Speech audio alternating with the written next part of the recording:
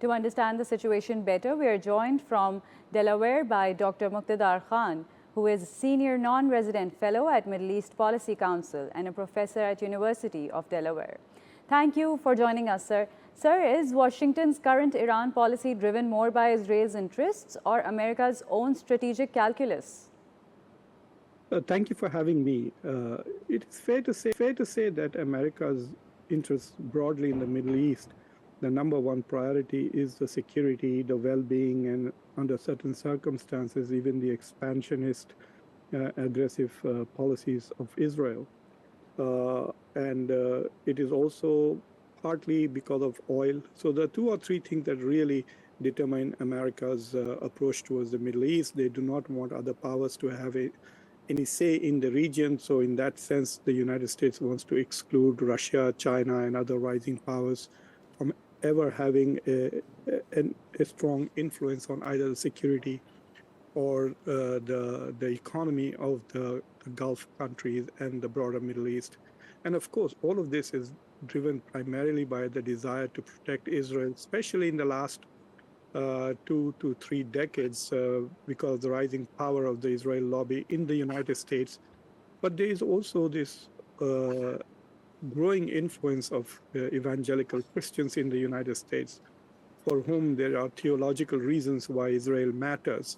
So yes, there is a lot of primary focus is essentially Israel in driving U.S. policy towards Iran. But since 1979, there has been a systematic, shall we say, anger towards Iran, especially because of the hostage crisis and the perception that Iran is a sponsor of terrorism, and then Iran's support for Hezbollah, Houthis, and Hamas has also created this impression in the United States that Iran is the world's worst country. It's a theocratic state, and it has essentially become a symbol of the worst things that one can associate with this term that is used quite frequently in US discourse called radical Islam.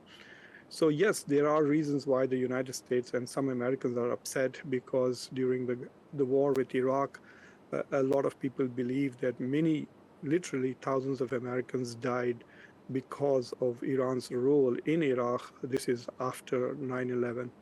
So there are some reasons why the United States is still upset, and because Iran challenges US domination in the region.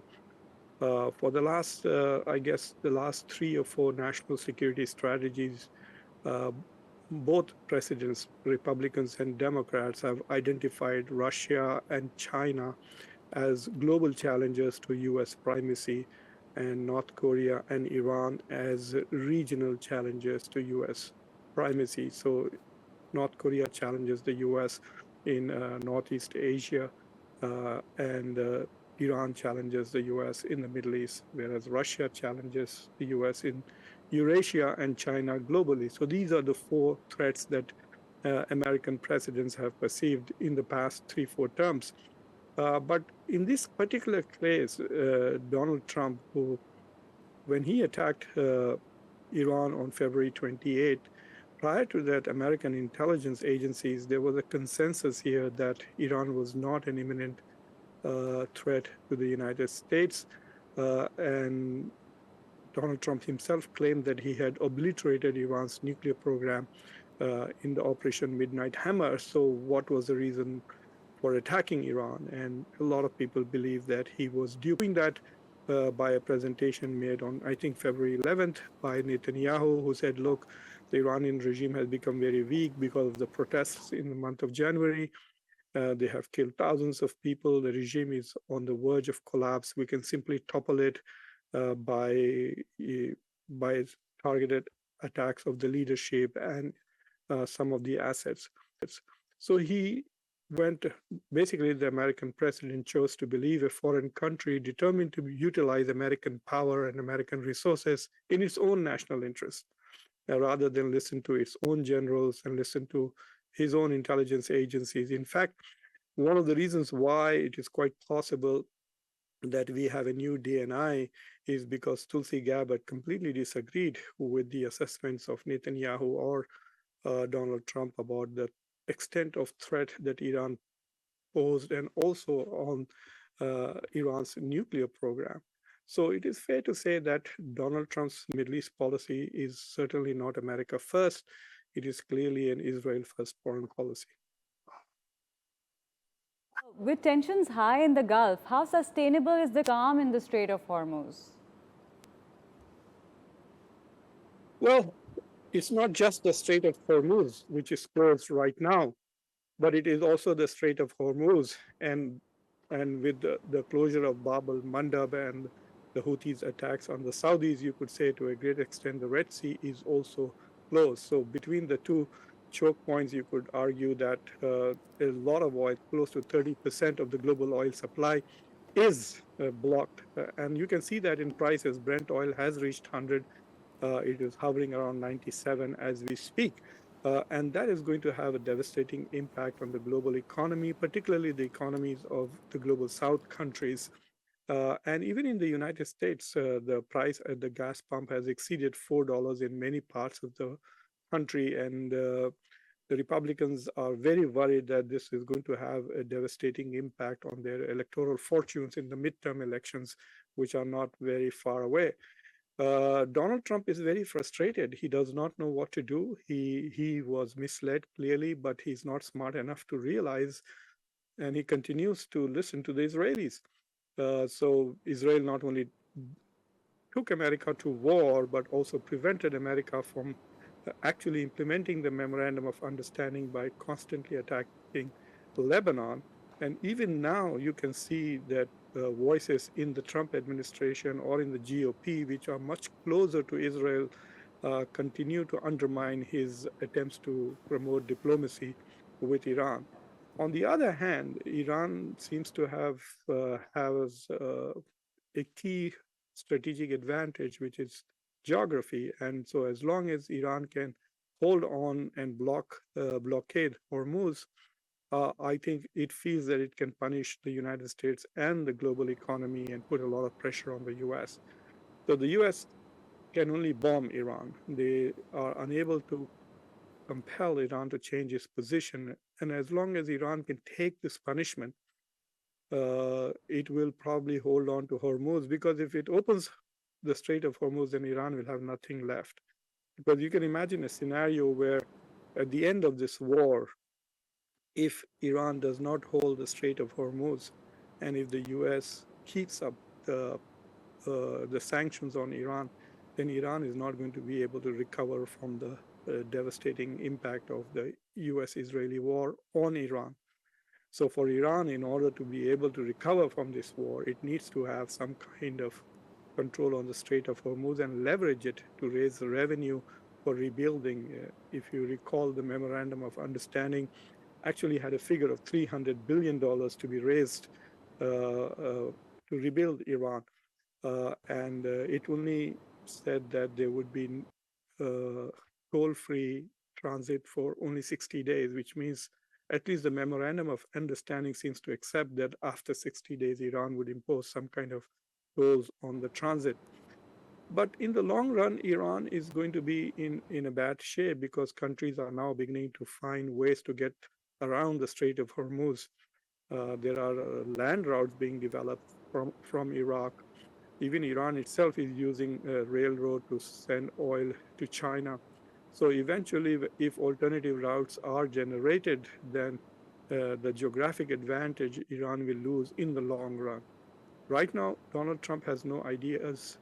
The military is being stretched. There is a lot of concern that America is going to run short of ammunitions, critical and defensive ammunition, which are important for both the US defense as well as for Israeli defense. And so there is a pressure, even from a military pressure on the US, besides political pressure, to resolve this war as quickly as possible. And occasionally, even Republican leaders, both in the Senate and the House, are going about making comments like it's time to end this war, because politically they are very worried about the backlash. So, talking about Pakistan, what role, in your opinion, can Pakistan realistically play at this stage as a mediator between Tehran and Washington? So, look, the Pakistanis can try to give credibility to Donald Trump's claims, but how do you convince the Iranians that whatever Donald Trump is agreeing to or claiming to offer is credible because he could change that within 24 hours? Let me give you an example.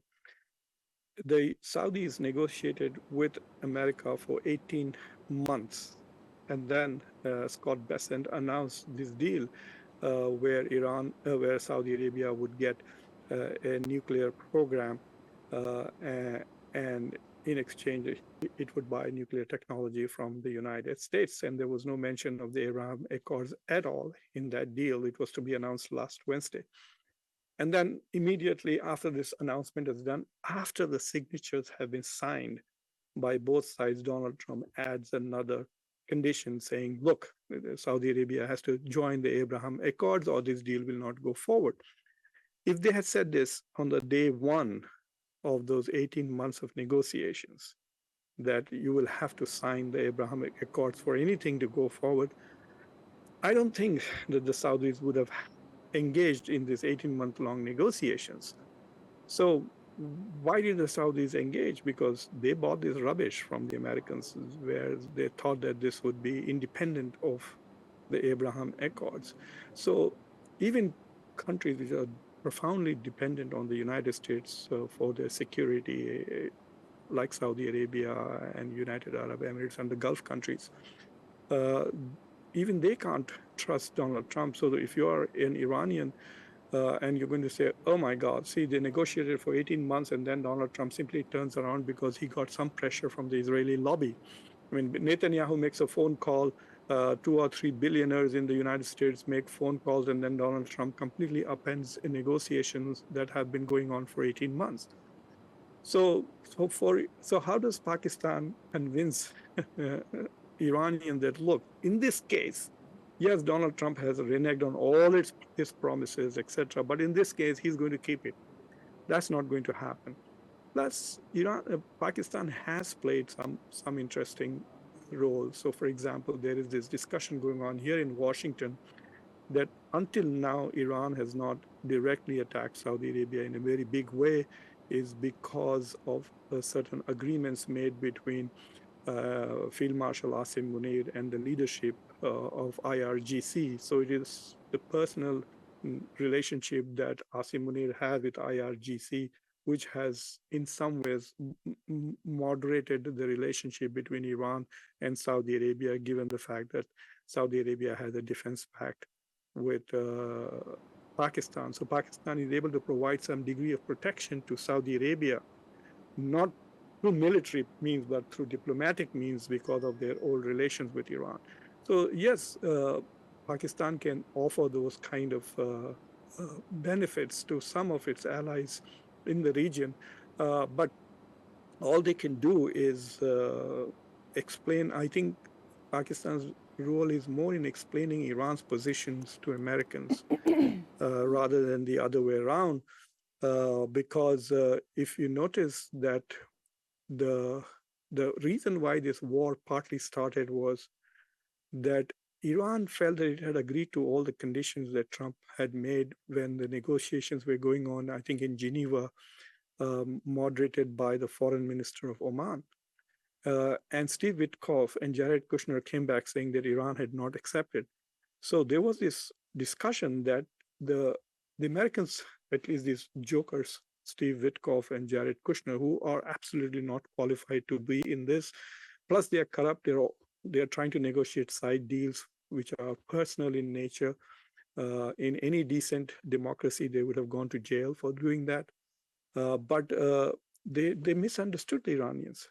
So I think the best role that Pakistan can play, given the long relationship they have, and given the fact that Asim Munir seems to be able to communicate with Trump better than most leaders in the world, he can probably explain to America, what Iran is saying and explain Iran's position. I think that could be the best I also want to remind you that if you remember the first meeting that Asim Munir had with Donald Trump in the White House, this was at the time of the previous G7 meeting in Canada. There was a lot of chatter here in Washington that they did not talk about Pakistan or India, but they talked about Iran, and Donald Trump was very impressed by what Asim Munir had to say about Iran. So it was the first time in his life that Donald Trump got an alternative view of Iran from a person that he apparently likes and respects. So, in that sense, Asim Munir can play the role of a kind of a foil or a fact checker on what Netanyahu says to him. So, I think that is the biggest role that Pakistan can play, explain Iran better to Donald Trump and try to undo some of the lies that Israel feeds to him.